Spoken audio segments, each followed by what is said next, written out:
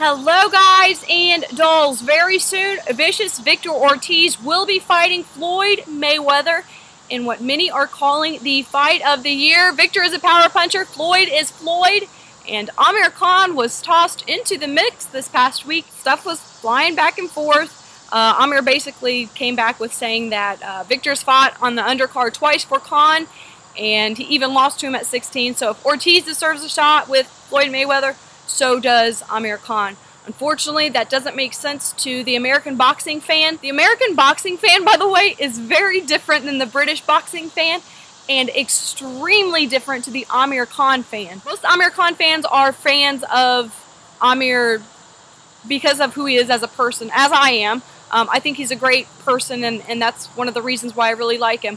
But a lot of people don't know about boxing, so that's where it's kind of conflicting, and it doesn't really help the cause when you get into a debate with an Amir Khan fan. So this video is all about Victor Ortiz and why he does deserve a shot with Floyd Mayweather.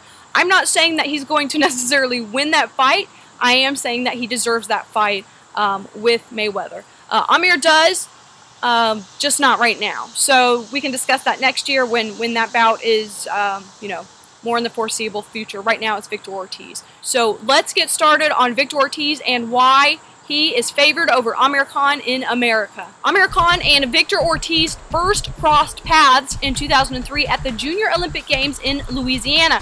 Ortiz was stopped in round 2, sending 16-year-old Amir Khan to instant fame overseas. While many junior Olympians go on to do great things, many Americans don't put much stock into this, really. My cousin, for instance, earlier this year won at the Junior Golden Gloves. He's 14. Obviously, the Olympics and Golden Gloves are completely different, but the kid now has a girlfriend. I don't know, she's probably pregnant, 14 years old. Hey, CJ, if you're watching, hey, CJ. We just don't take it very seriously. But that was then, this is now. The main reason that Amir isn't big here, in my opinion, is his management. It's a family-run shop, and unfortunately, when he's in America, he's training, so he doesn't have time to properly market himself. Although he's been trying, he hasn't really done so well at it quite yet. I'm hoping that changes, but right now, he's not being marketed here very well at all. I've seen his Reebok commercial here maybe once on the television, and just overall, he's the ghost of boxing. Hopefully that changes soon. My fingers are crossed. So that's how Americans see Amir Khan right now. We really don't see him unless it's fight night. Ortiz, on the other hand, is American. And not just American, he is a loyal American who worked his ass off to get where he is. And to be honest, he has a massive underdog story behind him. And we Americans love the hell out of a good underdog story. Look at us. We're all stupidly still cheering on Obama. Kind of. Not really. A little bit. At 12, the last words from Victor Ortiz's mother are as unforgettable as they were cruel. To paraphrase, minus the swear words, she said he'd never amount to anything.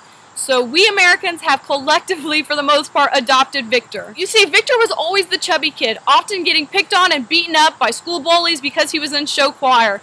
How adorable is that? Victor Ortiz in show choir, up there singing and dancing, can you imagine? So unlike Amir, who started boxing because he was rambunctious, Victor got into boxing as he was tired of getting beat up, not just by bullies, but by his parents. Although Amir Khan is Desi, so he most certainly got beat up by his parents too. So Victor grew up in Garden City in a trailer without electricity and often food. He relied on the generosity of friends for a place to stay and a bite to eat, before foster care sorted him out. So that's a quick background story on why Americans love Victor as a person. As a boxer, Ortiz is naturally right-handed, but fights as a southpaw, which puts his strongest hand in the lead position. Typically, fighters who are converted, such as true with De La Hoya, lack knockout power. Not Victor. This is where Victor odds amongst his peers and the typical boxing fan. Ortiz's first televised bout was March 7th, 2009 on HBO, where he scored a TKO on round 2. However, it was his bout with Marcus Maidana that would forever change the man.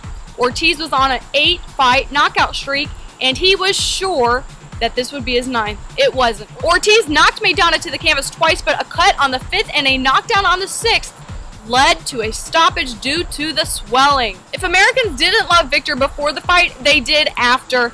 You will never see a more humble interview but it was his comeback that captured the minds and hearts of all Americans. For the rest of 2009, for the most part, he chilled, with Diaz being the exception. 2010 was his year, proving to the world that he was back and better than ever, winning 3 bouts and 1 draw. But that wasn't even his turnaround story. His turnaround story was earlier this year when he fought Andre Berto. Berto, whose record was 27-1, was nearly knocked out in the first round against Ortiz, who came out firing combinations from the bell, stunning the champion with a right hand followed by a left hook that put him on the canvas. The crowd gave both fighters a standing ovation when the bout ended in Victor's favor. This was the upset victory that gave him the right to fight Floyd Mayweather. Because let's be honest, you know that's a right. If nothing else, for that paycheck. It's all about the dollar. I don't know the words. So this explanation has been really long-winded, but hopefully this helps you Brits and con fans understand more why Victor Ortiz gets a shot with Floyd and Amir doesn't yet. Americans need a story, and sadly, we just don't know Amir's story for the most part.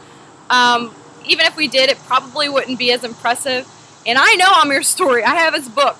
Autographed, of course. Yes, my fellow Americans, before you even knew who Amir Khan was, he published a book. So what do you guys think about Victor? I love him. His $1 million smile and instant charisma have me hooked, as most boxing fans. So what do you guys think? Let me know by commenting your thoughts below, and I will see you guys tomorrow, where I will go in depth with the recent shakeup that claims Arturo Gatti, without a doubt, did not commit suicide, because we all thought he did. Idiots. See you guys tomorrow, and don't forget to subscribe to get all of my videos right on your YouTube homepage. See you guys tomorrow.